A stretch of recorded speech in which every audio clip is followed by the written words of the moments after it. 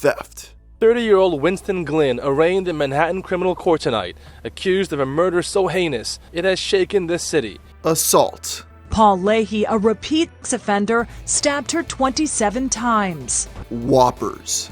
Today we'll be looking at some of the most heinous crimes committed in Burger King restaurants. And the worst part of all of this is the degeneracy is probably only getting started.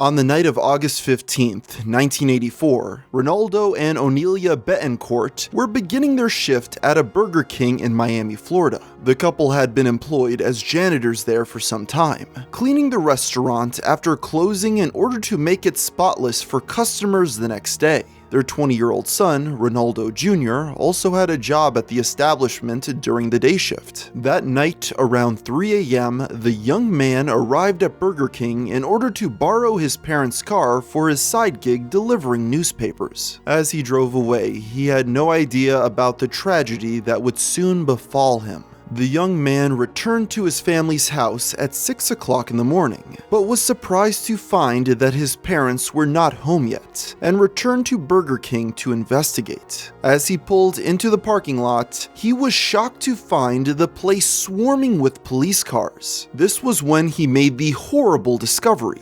Sometime in the last couple hours, Ronaldo and Onelia had been murdered by gunshots to the chest. This left the young Betancourt and the entire community reeling. And it was not the first act of violence against the fast food workers in the area. In fact, Burger King had long been considering moving its corporate office out of Miami due to the city's high crime rate. Nevertheless, the fast food enterprise expressed their condolences for the deaths of their employees and offered a $10,000 bounty for information about their killer. With that, the hunt was on to find the perpetrator of his heinous crime. Police received an anonymous tip just a little over a week after the incident, leading to them apprehending a man by the name of David Cook. After some questioning, he soon confessed. According to him, that night he had been planning to rob the Burger King with the help of two friends, Derek Hansen and Melvin Nairn. The three men camped out behind the building, waiting for someone to come out the back door. When Ronaldo exited in order to take out the trash, Cook ambushed him and shoved the man back inside. He then took out a gun and started demanding that his victim open the safe. Ronaldo desperately attempted to convince his attacker that he did not speak English, but to no avail. Eventually, in a brief moment of confusion, the janitor was able to grab hold of a metal pipe which he used to hit Cook in the leg. During the commotion, the burglar opened fire, striking Ronaldo in the chest. This is when Onelia burst into the room upon hearing the noise, and was horrified by what she saw. In a frenzy, she lunged at Cook, grabbing him by the legs in an attempt to prevent his escape. But this only earned her the same grim fate as her husband. The killer and his accomplices then fled the scene. Cook stressed to officers that he had never intended to kill the Burger King employees, and had only been aiming for their arms. The testimonies of his accomplices backed up this version of events. Despite this, the court took no pity on David Cook. While he received a sentence of life in prison for Ronaldo's murder, the death of Onelia was enough to get him the death penalty. Cook's lawyers attempted to fight back on this, filing several appeals in the following years. This has proven effective at delaying the punishment, but he still remains on death row even all these decades later. While the murder of Mr. and Mrs. Betancourt is a tragedy, it is unfortunately all too common for fast food employees. We'll learn more about this after a brief word from our sponsor.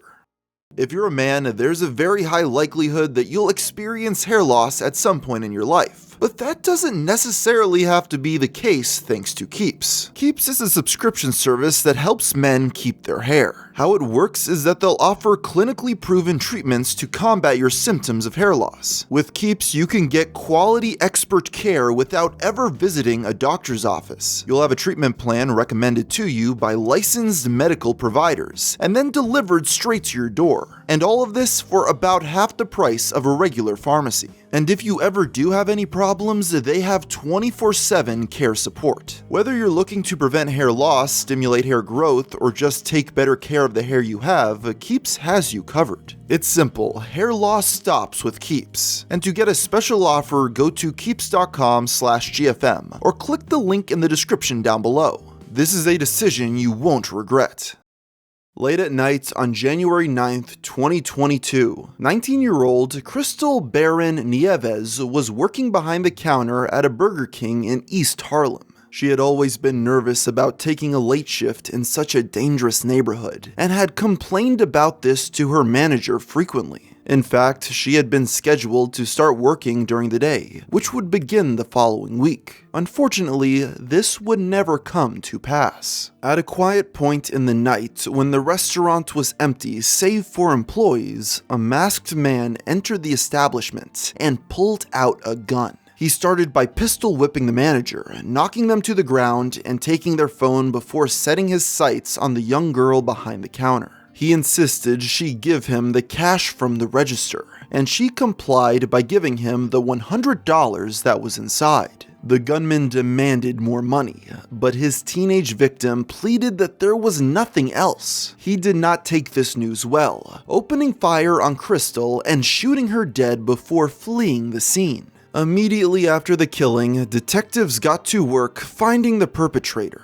They tracked his movements prior to the murder all the way to 110th Street, where he stopped at a bodega and used his EBT card to purchase a drink. This is how investigators were able to get a name: Winston Glenn. It's worth noting that he was already in the police's system, as he had racked up 7 arrests prior to this point. With this information, they were able to discover that he was staying at a hotel not too far away. In addition, they pored over video from the Burger King surveillance cameras recorded on the night of the murder, finally spotting a distinctive belt worn by the suspect, which Glenn had also been seen wearing in photos posted to his Instagram. This was enough for police to arrest the man a few days later on charges of murder. After the fact, Crystal's family and community mourned her loss and wondered how such a horrible event could be allowed to happen. Aurelia Tavares, the president of the New York State Latino Restaurant Owners Group, lambasted Burger King for lacking the security necessary to protect their employees. The lawyer for the slain girl's family, Sanford Rubenstein, took things a step further, threatening to sue the fast food juggernaut for negligence. Despite the overwhelming evidence against him, Winston Glenn was not going down without a fight. As police led him out of the precinct in handcuffs a few days after his arrest, a crowd had gathered to jeer at him as he walked to the waiting cop car. This enraged Glenn, who began shouting at the mob.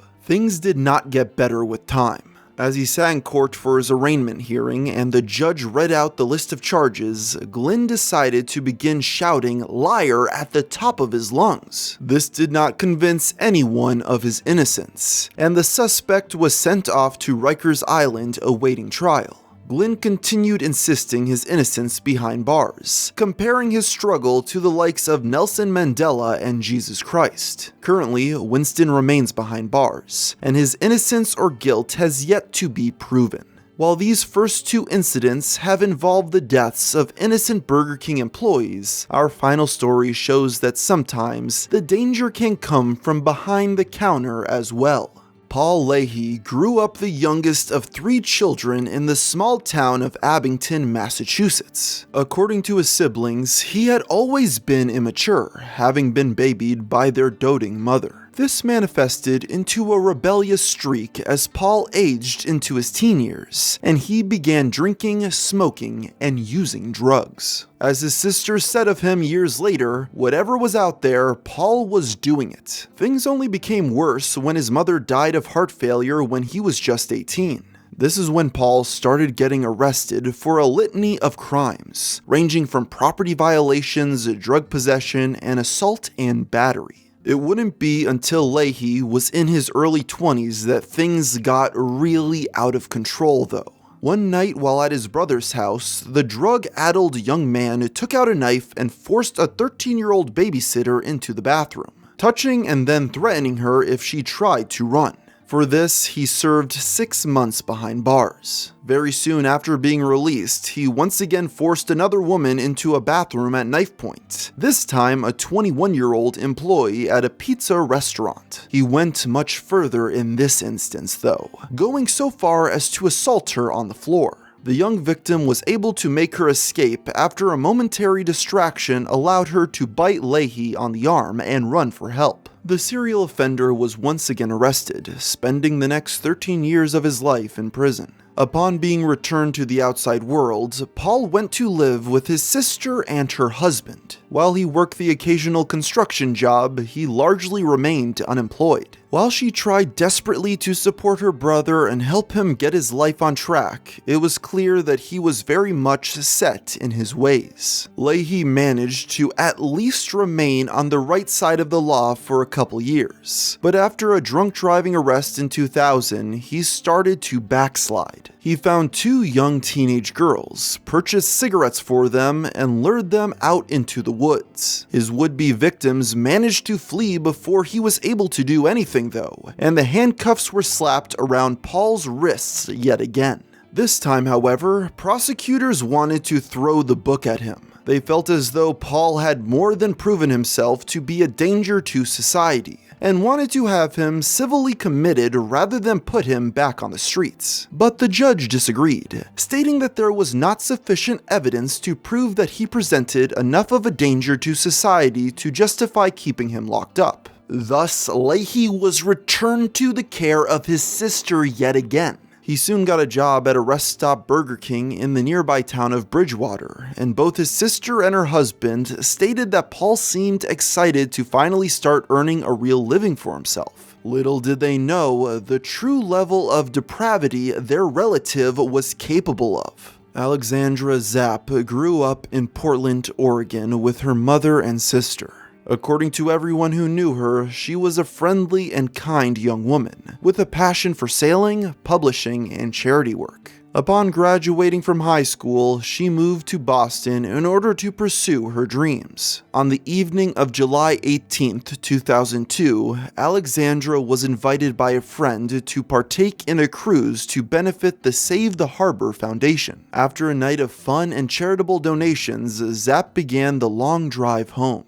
Around midnight, she pulled over at a rest stop in Bridgewater and entered the bathroom, passing a sinister Burger King employee taking a smoke break outside of the restaurant on her way there. When she opened the door to leave, Alexandra found herself face to face with Paul Leahy, who was carrying a knife and had a wild look in his eye. The repeat offender shoved his latest victim into a stall in the back of the room. The woman screamed and tried to fight back, scratching and biting at her attacker's arms. This commotion caught the attention of Stephen O'Reilly, an off-duty police lieutenant who was in the men's room next door. As he approached the woman's restroom, O'Reilly could already see blood oozing out from under the door. He burst in as fast as he could, gun drawn, but he was too late. Alexandra was dead in the stall, and Leahy stood at the sink holding her wallet. Reportedly, all he could say was, "I lost it. I just lost it." He was arrested and held without bail on charges of murder, armed robbery, kidnapping, armed assault, and intent to rob. In September of that year, Paul Leahy was sentenced to life in prison without the possibility of parole.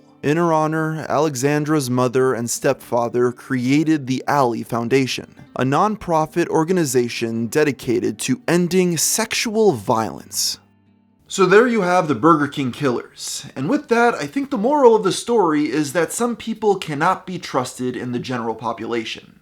So with that, I think I'll end the video here. And until next time, thanks for watching.